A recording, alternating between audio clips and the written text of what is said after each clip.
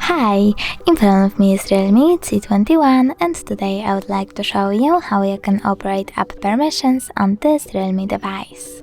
First of all, go into Settings. Now click on Privacy and go into App Permissions. Over here, pick one of the options, for example Location, and select an app.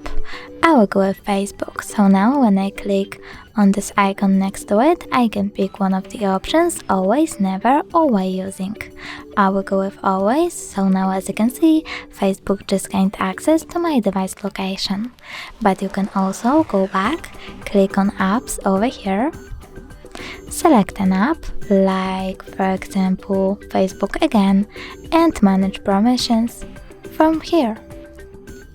Thanks so much for watching. If you enjoyed this video, don't forget to leave a like, comment and subscribe. Bye!